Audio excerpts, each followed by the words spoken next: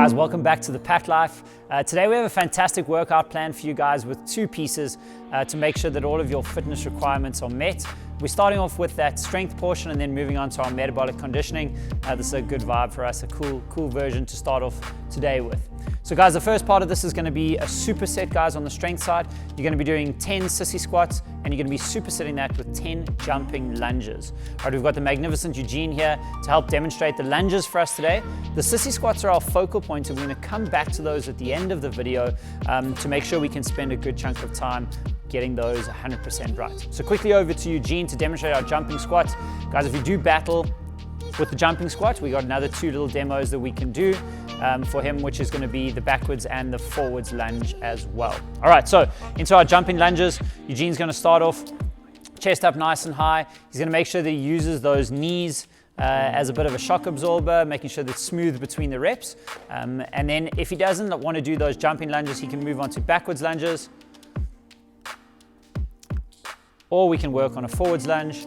This is really up to you guys, depending on what you want to do. But whatever you do, make sure that you don't rest between your sissy squats and your jumping lunges. Once you have finished both of those movements, you've got a 90-second rest, and then we're going to move on to the next set. Once you've done 3, the strength portion is done for today, and we're moving on to our metcon, which is called lift off.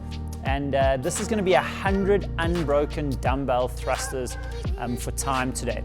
We have two little pieces which are important, which will help guide you in this workout though, and they're almost like catches.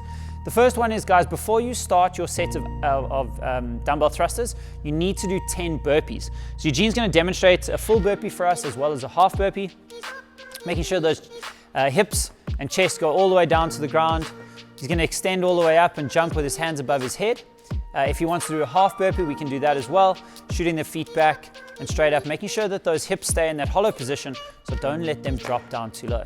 That was excellent. Thanks, Eugene. All right, so once Eugene has done his 10 burpees, he's going to move on to an unbroken set of dumbbell thrusters, and he's going to do as many as he possibly can.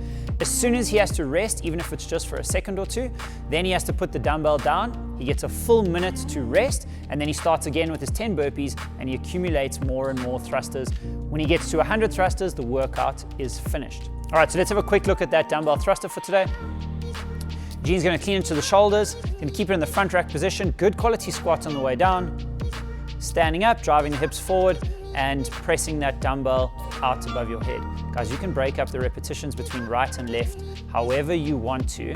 But remember, really important is that we are thrusting the hips, squeezing those glutes to try and create momentum to help out the smaller muscle groups, which are the shoulders. All right, so guys, moving on to our sissy squat for today, and like we said, this is going to be our focal point. You can load up this movement as much as you want with the weights.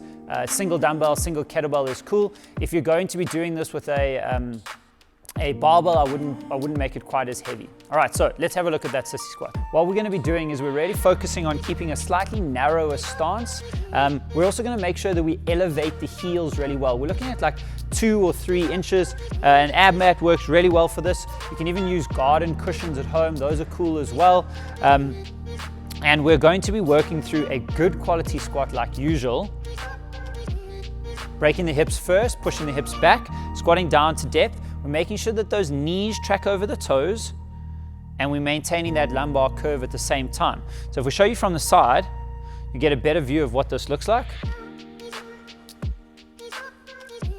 So hips break first, we squat down to a good depth below parallel, knees track over the toes, he's maintained that lumbar curve, and we've added a little bit of weight into that front rack position.